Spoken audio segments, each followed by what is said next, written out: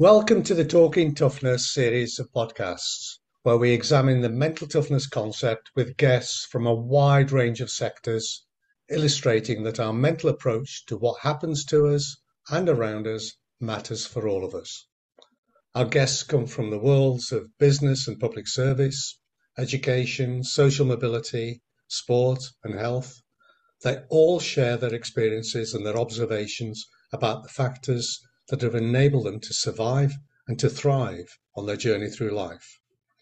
Many guests have gone further and incorporated the concept into what they do as coaches, trainers, managers and leaders, helping others to thrive in their turn. Their experiences are valuable to those of us who strive to do the same. Our guest today is Rebecca Herbert, known as Bex to her friends and colleagues. She's actually a very special guest. Bex is somebody who is both thoughtful and very observant. She's also very open to new ideas, mainly because she's always looking for solutions that work better than the solutions we already have. And it is this approach that is so interesting and valuable. With many of our guests, we can usefully explore what they do. With Bex, we explore why she chooses what she does and how this often requires a degree of courage to be that little bit different. And of course, we explore why it actually works. All this, of course, has to come from somewhere. So we open by welcoming Bex and asking her to say something about herself. Well, good morning. Good morning, Bex. So how are we this morning? I am in high spirits. Was enjoying the lovely hot weather we've been having, followed by some immense thunderstorms. So I quite like the juxtaposition of opposites. But I'm looking for the weather to come back, if I'm honest. Well, I think we all are. Can we start, Bex, with something about understanding about your background, your interest in organisational development, and the broad challenges in your current role? Sure. So where shall I begin? So I think my foray into the field of organisational development was a little bit later. So I started, I come from America, so I'm an immigrant, came here for love, and then tried to figure out what I was supposed to do with an English literature degree when I didn't want to be a teacher or go into anything that had to do with writing or journalism. So made that sort of choice and then ended up coming over to the UK and worked in a pub and pulled pints and socialized with people who worked in the papers and different things whilst trying to figure out what I would do with my life. So my first proper grown-up job was working in schools. So I did go into education, but I ended up kind of going in through like multi-agency support teams and working with young people who were in that sort of NEET category, so not in education, employment, or training. And I dealt with young people who had really, really poor attendance. So in a secondary school in Leeds. And I mean, some of my people in my books had over the 3 years of high school, 20% attendance. So that really, really not engaged with school. And so that's like my first, the first time where I was like, where does the system not serve people? So these kind of young people were being put into these boxes of like, you're just not doing what you're supposed to do. But having met them and met their families, I was thinking, I just think the system's messed up. Like, I don't think it's these kids. I think there's something that the system needs to adjust and change in order to cater for what those young people were going through. So to give an example, a lot of the kids that we're dealing with were also young carers.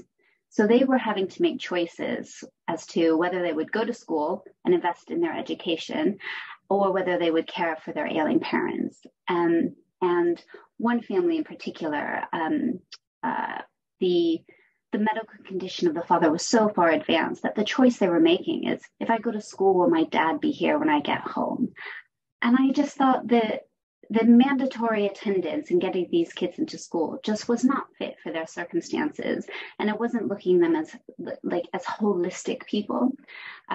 So started to work with my colleagues across the education system. We came up with something called the halfway house, and we just made a new system for them. We will create an education system that allows the school to get their tick box. So literally, I would kind of pick them up, let them step into the school, give them their tick around education, and then we created a whole learning package that was essentially what we would have done during COVID. It was just done remotely. We just adapted it to their circumstances.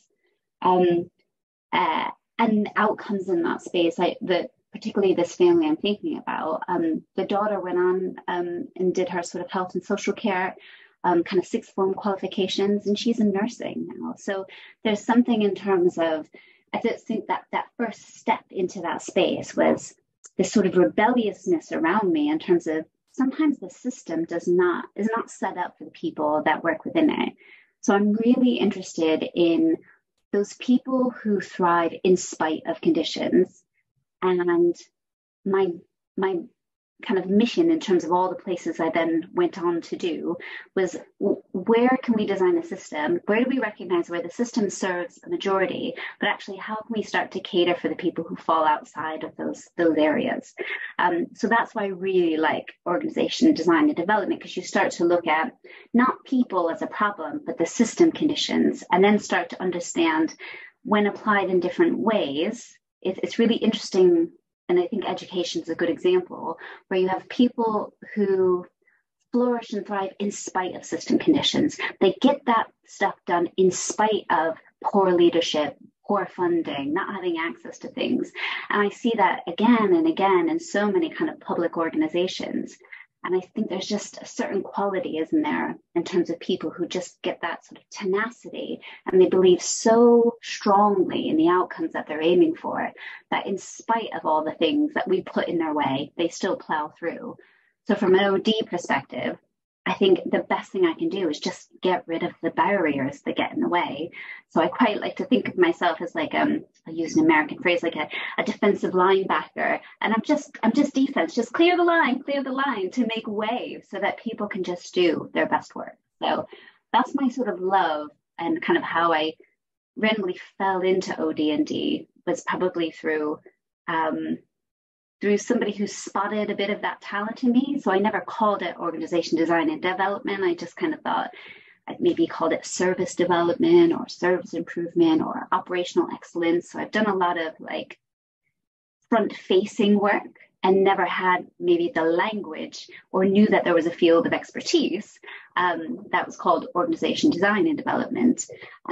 So I'm relatively a newcomer, maybe the past 6 or so years to OD&D, but I feel like it's probably been a core part of my professional life since I first started to join the world of work.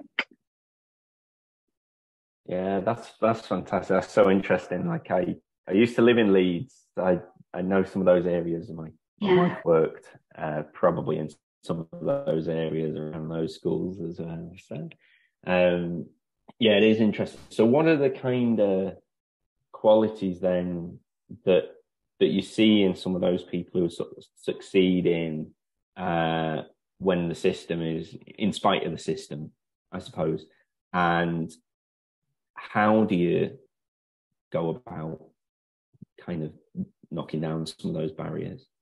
Mm-hmm. So there's probably manifest themselves in a few ways.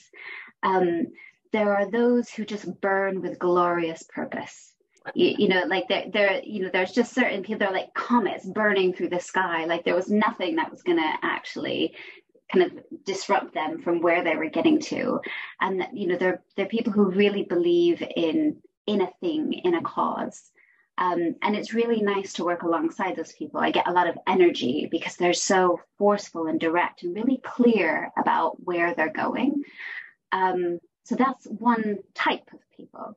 I wouldn't count myself in that category because I'm a meandering sort of person. I'll, sort of like a river will find a certain way through, and I don't always just plow right through things, but some people are really good at just plowing right through. then there's another quality of people, and I suppose this is the group I quite like working with.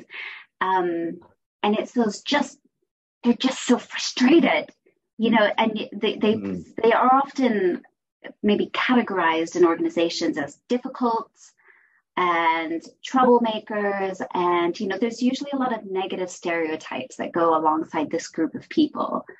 But I tend to feel that if you're going to be that vocally angry about something, you have to care about it. Because that if you're apathetic, then it's really hard to engage with people who just have apathy. But when you're vocally angry about something and you're maybe causing some trouble and you're being disruptive, those are my favorite people to work with, because being able to understand what the source of that frustration and anger is, and then start to use that as fuel and kind of redirect it towards, I suppose part of it is just helping them access their capability, their resource, whatever it is that's frustrating them so much or making them feel like they don't have power or influence or the ability to do something, is spending some time just demystifying that. Because there's something that we can all play a part. We can start to understand our sphere of influence and kind of uncovering that for people who are really deeply frustrated and angry working in a system, so that they just start to find those small ways they can make a difference, and shift it away from sort of sabotage towards like positive disruption. Because sometimes you do have to break the system a bit. And it's helping people do that skillfully. And I mean, before we started the recording, we were talking a bit about politics. And I think there's something that I've learned through my work, which is kind of navigating power and helping people kind of demystify that. Because sometimes we have assumptions about who holds the power. And when you start to shift that and give people a little bit of like the rules of the game, and I'm thinking maybe a bit of Eric Byrne here, that sort of games people play. But once people know some of the rules of engagement and know how to play the games, you can have better outcomes. And it's not about being manipulative or insincere in your methods, but just knowing how to navigate some of those paths and redistributing some of that power, I find is a really helpful way of working with those people who have belief, who have cons, but maybe have been boxed in or hemmed in or not believed in, or again, labeled as difficult, obstinate, because that type of thinking, and often what I find with this group of people, some of their commonalities, is they're often the ones who are really good at doing those sort of pre-mortem, red teaming, how can we break this? So when they're offering views about this isn't going to work, they're not trying to derail the project, but they're trying to help you think more broadly about the ways things could fail. And if you embrace that and use that as like a skill set, rather than boxing them out of the room because they're not being nice about your idea, I find you can get you get great buy-in. You've thought about the mitigation. They'll think through things that you would never even dream about, the doomsday scenario. And that project or that piece of thing that you're doing will work so much better. So I do love to work with that sort of the neglected, put in a box, those sorts of groups of people. So those would be, I think, the two big kind of opposing kind of categories of people that you work with that, in spite of system conditions, tend to do things. And then I think the third category is just those put one foot in front of the other, just regardless of what life comes their way. And I think that's the most interesting, because I don't really know what, because they're not so overt in maybe what their burning purpose is or they're furious, angry, but they're just the quiet, get it done kind of people. And I think probably it's like probably the backbone of society is actually those people who just, I don't want to use the word plod, because that almost sounds like it doesn't necessarily articulate what I think about this. I love the quiet confidence of just, you put one step in front of the other, and some things are in my gift and some things are not. And I just quite love the lack of showiness about it, in terms of, I'm just going to get this job done. And I think there's something really quite just underused or under-celebrated in that space. So people just get the job done. It's really, it's not about ego or showiness. They just get the job done. And I think they're under-celebrated for sure. Yeah, I think what I love about that is kind of trying to determine the sort of the different, I suppose, formula that people might have to ultimately end up with similarly positive outcomes in some way.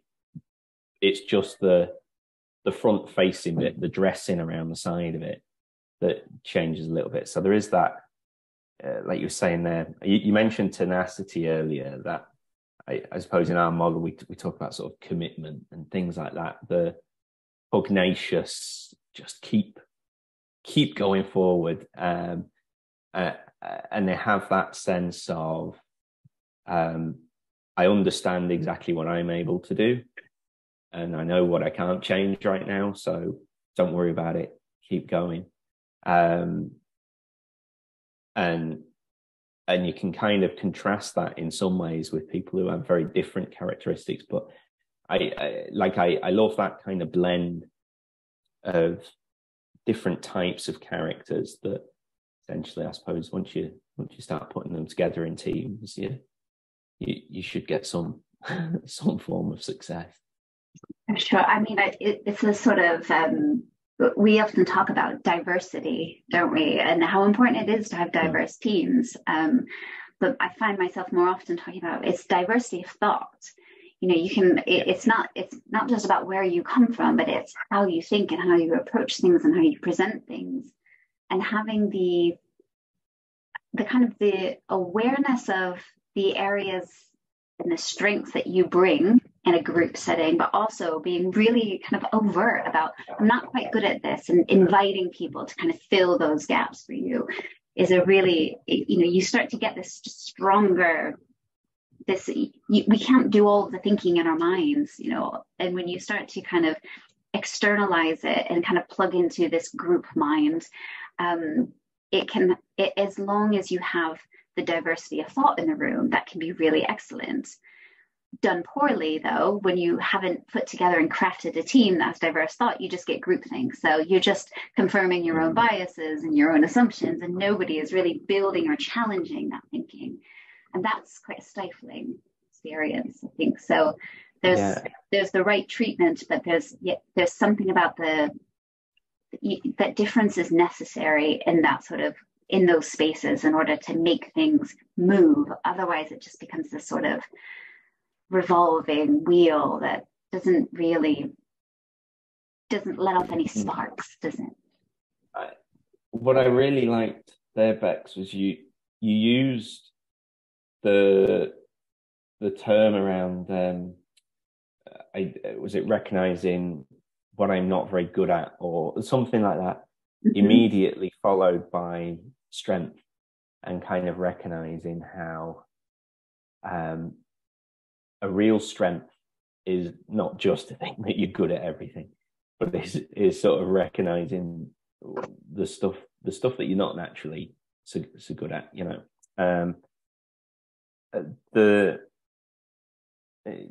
I wonder now, with kind of experience of politics and politicians and things like that. Now, to me, politician, especially if you have a portfolio, it's normally in an area that you don't necessarily have expertise, but you hopefully rely on experts. Are the strongest characters the ones who are kind of able to be a bit more vulnerable in that sense, and sort of recognize, well, do you know what? Here's the stuff that I maybe not so good at, and other people know a bit more than me. Does that take an element of strength to be able to do that? Because you're kind of veering away from, I suppose, looking like someone who knows everything. So if I bring that just into leadership more broadly, I think that's absolutely a feature. And when if I think from my own experience of working with the people I loved working with and the people I loathed working with, the I different. thought you were going to say less loved, but no. No, I'm just going to low. I'm not even going to mince words there. Low the door. Where I think that defining quality was that vulnerability in terms of an awareness of when to ask for help, of when to know things, like where their ego didn't get in the way of saying, I don't know the answer to this, but we can find out. And I was thinking, again, I love the idea of trust and thinking about trust and leadership and those sorts of spaces. And when I think about some of those ingredients, there's something around the vulnerability to say, I know something, I don't know something. I think it's harder to say I don't know something. What an act of bravery to stand up and not know the answers in front of somebody. And then create an invitation for other smart people to find the answers. So when we think about leadership, I like to think of leadership as not knowing the answers, but knowing who you can trust to find the answers, or creating the space for people to do that. And that's particularly relevant where innovation is a feature of the work. So if we already knew the answer, then you wouldn't need to innovate, and then you would just be doing the same thing. And yet we know nothing remains static. You're never standing in the same part of the river. So there has to be that ability to move and recognize that creating the conditions for people to do that thinking, that things are always moving, kind of requires you to go, and I don't know the answers, because you need to kind of create that excitement of, oh, I might know the answer. But if you're always modeling being a know-it-all, like how unachievable is that? I was supporting the reform agenda, which was looking across the whole civil service and trying to think, how can we be a better civil service? And there are some real strengths to the program. But there was one particular thing that I think was frustrating, and which I would say was not being able to finish the sentence. So the program had sort of three main parts in terms of how it was going to do a thing. But the thing that was missing, and this is not just the Cabinet Office, but I'm talking just programs in general, the thing that tends to be missing is finish your sentence. In pursuit of what? So when you have a really large organization or even a small organization and you want people to do a thing, you don't tell them how to do that. It's not, here is your step-by-step step of how to get there. But if you haven't articulated the destination and allowed them some space to think about what is the best way to get to that destination, if you haven't finished your sentence, then telling people to do step A, B, and C is just doing step A, B, and C. It doesn't add up into anything. And I think sometimes in large programs or and maybe just speaking across, I'm not sure if I'm qualified to speak across, all government, UK, society in general, but if you don't finish your sentence and sort of say, like, what are we about? You can't just run sort of a change program where everybody's going to be a machine that just does what they're told.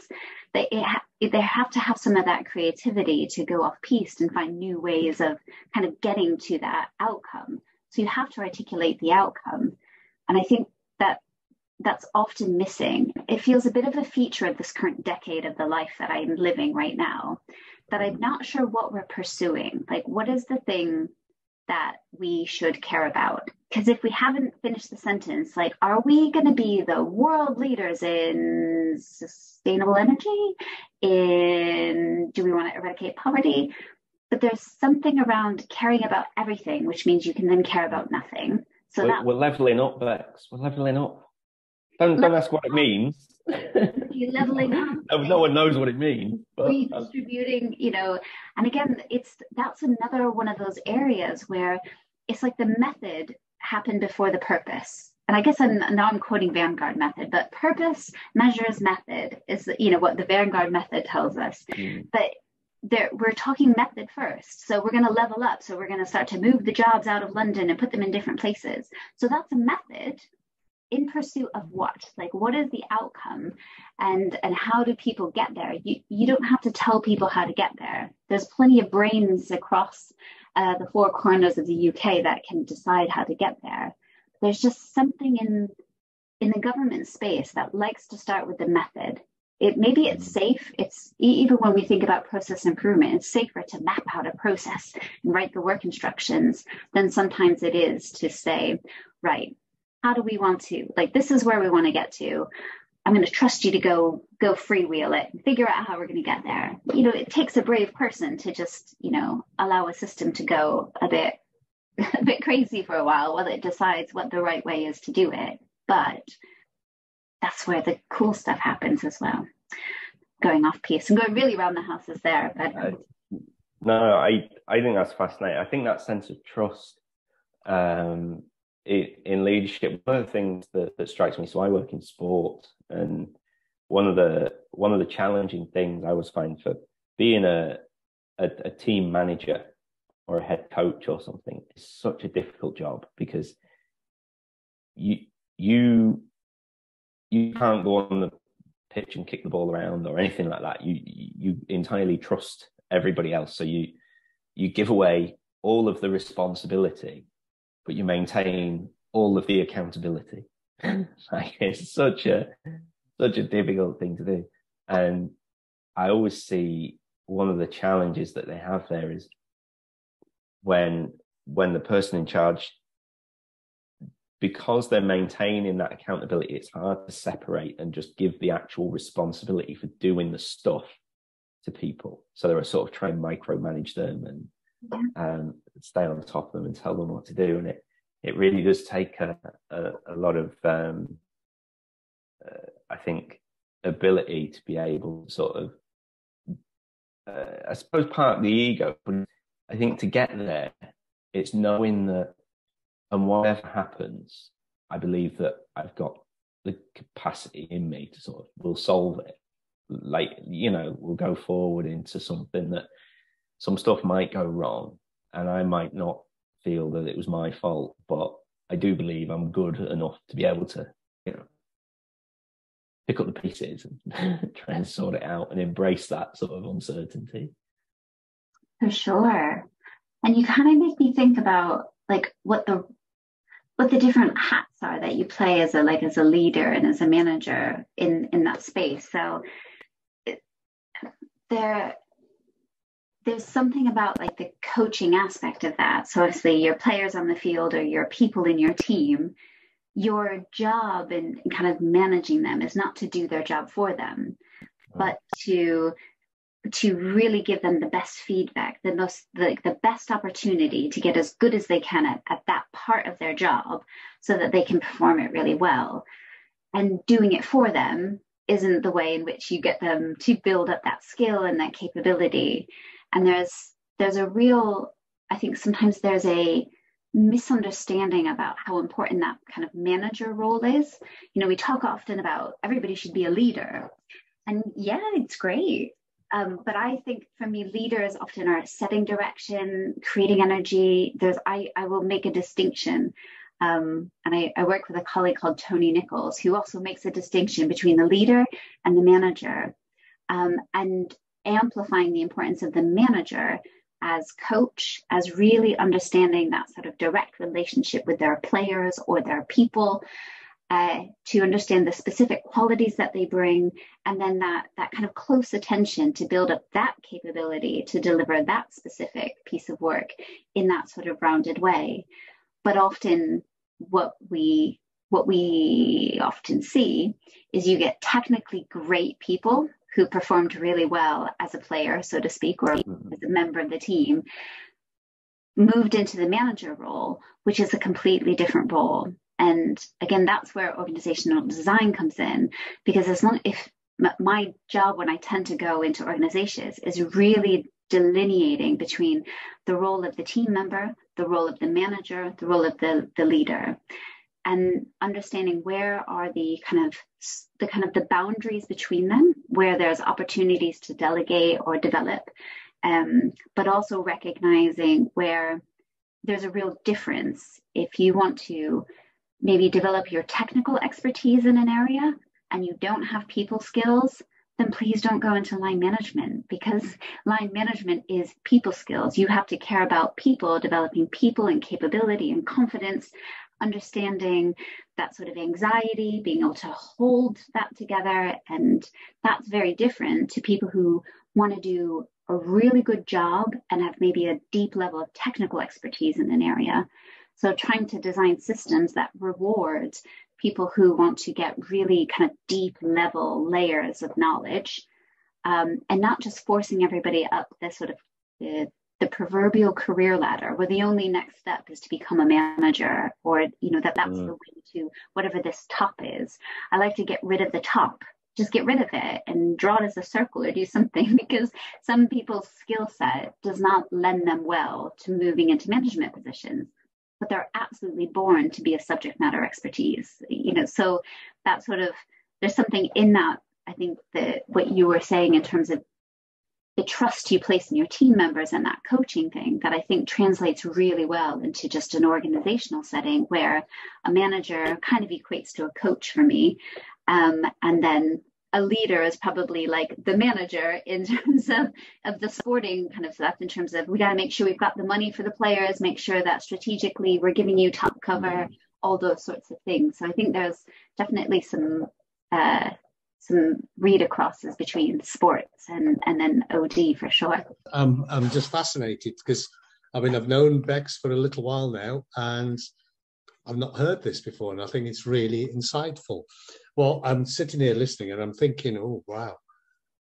I'm looking at myself. I'm trying to be self-aware and reflective. I'm thinking, well, where would I fit into this scheme? And I come away with two questions. And one is, can many people be both managers and leaders? And to what extent is self-awareness about what leadership and management means important? Because if you're going to delegate the bits that you're not terribly good at, you've got to understand them. Mm-hmm. Oh, that's such a great question. So the first one, can you be a manager and a leader? Like, are they mutually exclusive, perhaps, as concepts? I think there's something about the different hats you wear and the need to, what does the situation require of you? So I think the self-awareness aspect of this is really, really important, because you have to kind of recognize what your internal capabilities are. Like, where can you bring something of value to a scenario? Not just showing up because you're the leader, but where do I actually add value? And when should I just shut up and actually make space for other people? Because I would say that sometimes that is a problem in the leadership space. We may call it the elephant in the room, or the hippo, highest paid person's opinion. There is something about the wisdom that I think is inherent when you have some really great levels of self-awareness that allows you to know when to speak and when not to speak. And I think it's often more important when you're a leader to know when to shush than it is to have wonderful, wise words to say. But then there's also that space in terms of, like, what does the scenario require of you? So depending on what you're dealing with, if something is on fire and it's that sort of urgent kind of crisis situation, then you being shush in the background probably isn't a problem. That direct leadership that is controlling and putting things in place and has that sort of closer control space is probably really important in that space. When things are running really well, a different type of leadership is required. And it's kind of stepping out of the space and allowing the people who are closest to the work to really manage it, get to grips with it, being able to maybe be a little bit more creative. And so I think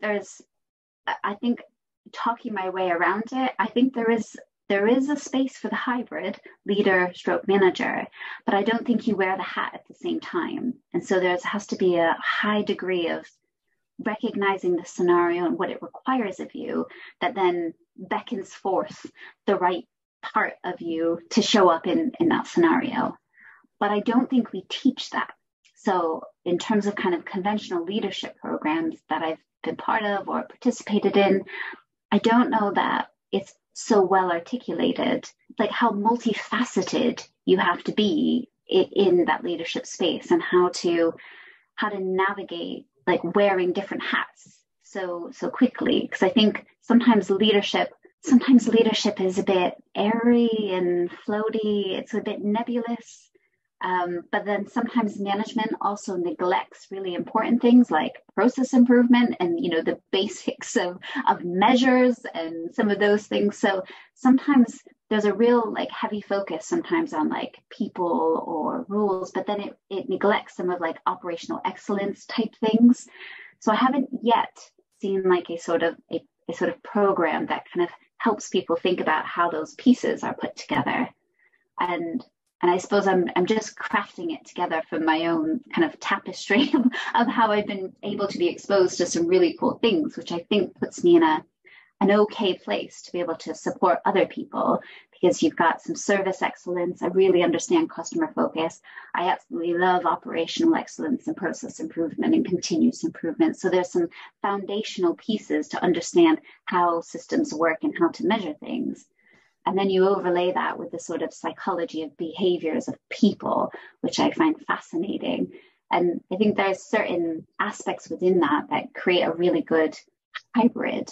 But I don't know that, I'm not thinking that I'm I am very unique, obviously, but I don't think my experiences are unique. But I don't think it's often packaged that way when people go on their management program or their leadership program. There tends to be something missing that kind of neglects either the operational side or neglects the people side. So they tend to be two separate fields. And I think a blend of those would work really nicely to create that manager-leader hybrid. I think that's a really great response, because it's made me think.